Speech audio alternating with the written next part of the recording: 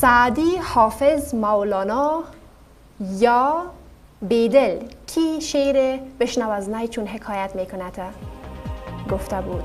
خب آماده هستین حاضرین عزیز؟ سوال ما بشنو از نی چون حکایت میکند از جدایی ها شکایت میکند این شعر از کیست؟ حافظ، سعدی، بیدل یا مولانا؟ وقتتان در همینجا آغاز میشه. خوب دقیق باشین که الیاس جان برنده 1000 افغانی میتونه شود.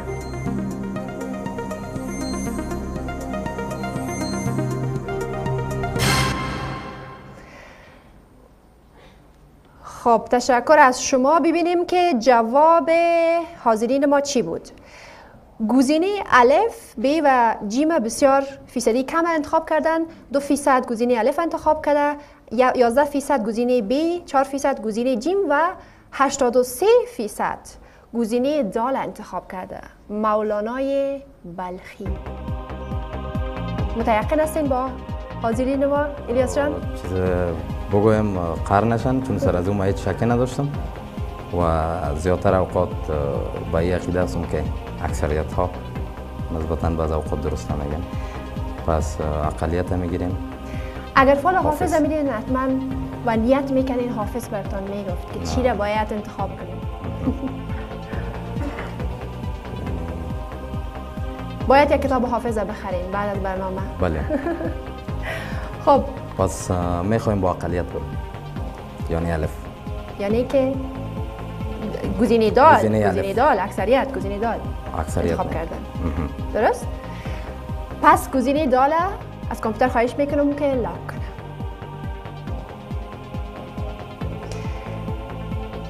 گزینه دال حاضرین رو انتخاب کردن. خب شعرم نتونستین که شما ادامه بتین ها؟ علاقمندی زیاد ندارین به شعر؟ هیچ اصلا نه. خب روی جان شما چی میگین؟ خب مولانا درست است؟ من فکر میکنم که دال مولانا. میتونین شعر بر من دکلمه کنین؟ نه خیر نه. نمیتونین؟ نه خیر نه. کوشش کنین. بیاتون به کوشش کنی نمیشه. بشنو از نی چون حکایت میکنن یک آهنگ بسیار مشهور است که یک هنرمند بسیار خوب میره خوانده. استاد ناشناس خواندن. هم بیاتون نیست؟ نه خیر نه. خب الیاس جان، حافظ، سعدی، بیدل، مولانا علاقمندی هم به شعر ندارین شما؟ نه. اما میخواین تصمیم دارین که کتاب حافظ رو بخرین ها؟ که در آینده ها فال حافظ رو ببینین و نیت کنین. خب مولانای بلخی، ببینیم کامپیوتر که چی میگه؟ مولانای بلخی درست است؟ کاملا درست است. بسیار عالی. زادگاه مولانا در بلخ است. الیاس جان فراموش کردی؟ چون ما براتون گفتم شوق با شعر ندارم، پس معلومات خاص شاعرها رو در ذهن نتونستم نگه داشته باشم. خب خودت گفتی که علاقمندی به شعر پیدا کردی و از این بعد حتما که کتاب حافظ میخری و فال حافظ میبینی و شعرهای مولانای بزرگ هم میخوانی. درست. بسیار خوب. خب مرحله اول تانستی که به بسیار خوبی پیش بردی. میریم سراغ سوال ششم که جایزه 2000 افغانی داره. درست؟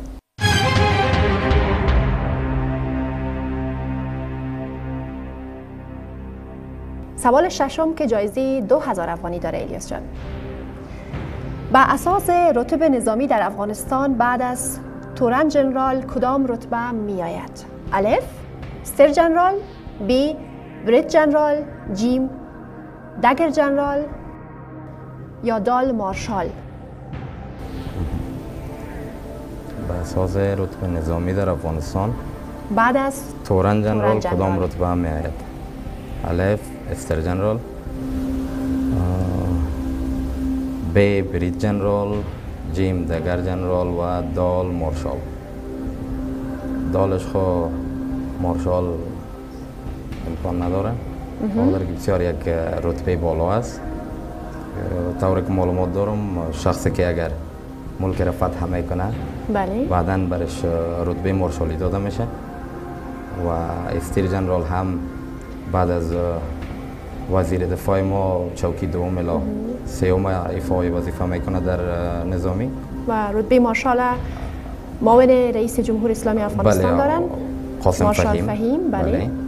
و بریج جنرال و دگر جنرال امکانات بین از دو تا میره و چون ما براتون طور گفتم تدریس میکنم انگلیسی و تعداد از برادرای وزارت دفاع ما شاگردای ما هستن و بعض اوقات که در بین گپ میزنیم با حساب رتبه ها کاتشون صحبت میکنم و طوری که از اینا معلومات چطور جنرال با استعداد هستن به یک انگلیسی یاد بگیرید؟ استعداد خو فرق میکنه نسبت به یک سنهایشون بزرگ است ولی شوق بسیار زیاد دارن. از طبقه جوان ها هم زیادتر شوقشون ما میبینم به درس و باید که جیم درست باشه دگر جیم دگر جنرال لاک شوه؟ بله 100%؟ چون مطمئن بالای از اونا هستم از اونا که مذاق نکرده باشن اگر جنرال ها براتون چیز اشتباه نگفته باشن.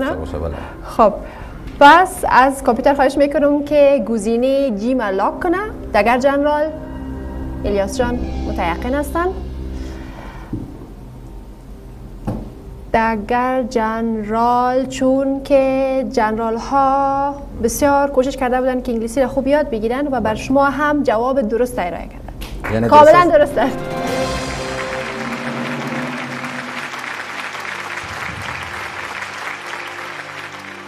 دو 2000 افغانی از شما شد الیاس جان.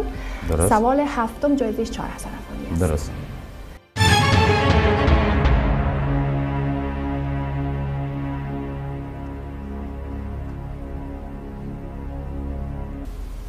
چند شاگرد داره الیاس جان؟ تعدادش خو مطمئنا برای معلوم نیست چون در افغانستان در کابل از وقتی که آمدیم تدریس انگلیسی که میکنم نسبتا کورس ها بهاری است یعنی که با فصل تعلق میگیره. در زمستان تعداد شاگردا زیادتر میباشه چون از مکاتب رخصت میباشن ولی باز در بهار تعدادشون کمتر شده میره و در حدود 100 شاگرد امکان داره که داشته باشن. جالب ترین خاطرتان چی بوده که مثلا در وقتی که شما تدریس کردین و شاگردایتان و یادتان مانده باشه؟ حتما بسیار خاطره جالب میاد. خاطره جالب شما گفتین من خواستم یک خاطره از فامیل که در بین فامیل یک خاطره صورت گرفته بود تو رو براتون بگم اما شما باز گفتین از دوره تدریسی. خیلی رو بگین اگر کدام جالب تر است؟ جالب تر همون است که در بین فامیل ها صورت گرفته بود. برام بسیار جالب است. روز ما در پاکستان مهاجر بودیم و یکی از دوستای ما که فعلا در کانادا زندگی میکنن اونا خانه ما اومده بودن. از دوستای بسیار نزدیک ما هستن و اونا را سرشون درد گرفته بود، سردرد بودن و از من خواستن که دوا برشان بیارم و بر ما گفتن که باشیم سردرد هستم برای ما دوا گردیم. مادرم بر ما صدا کرد یک دوایی است نامش شاید شما آشنا باشین آپتیلیدان به خاطر درد سر یا دست و پا هست. او رنگ سرخ داره در خانه ما و به نام گلی سرخک مشهور بود. نامش کس نمیگیره و مادرم سر ما صدا کرد برو باشیم گفت مامی امید از امو گلی سرخک بیار.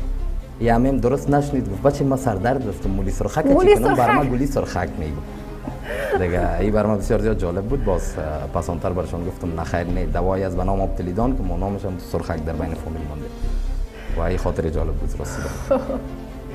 Your voice is like Rishad Feroz. Well, exactly. I cannot say like him because the others who can listen to me, they can get know that my sound is like him. I cannot judge by myself. You can sing a song for us? Well, exactly as I told you before that I don't have any kind of interest in music. I love to listen, but I cannot memorize it. No poem. You are not romantic. Well, I am sometimes romantic, but when I want to show my feelings to someone, then I can be very romantic.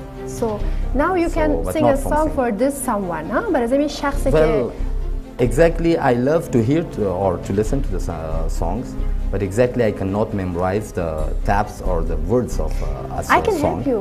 It doesn't matter. Well, then I don't have a good sound also. Maybe you leave the seat and you will go. چطور از آوازشان خوب نیست؟ ها؟ حاضرین عزیز میخواین که آوازتان بشنون. Well, they want to listen. و کسی که گفتین اما شخصی که this important person اونا هم آوازتان میخواین بشنون. Yeah, of course. Well, should I sing a song in Persian or no Indian? Your choice. Oh, Indian. Come on, sing in Indian. I love Indian songs. های خودت گلون تا صاف کن و دیگه بگیم ما یک تفریگه که کوتاه میکنیم. ایندگان عزیز آهنگ بسیار خوب با آواز نه رشاد فیروز نه الیاس میشنویم. با ما باشید.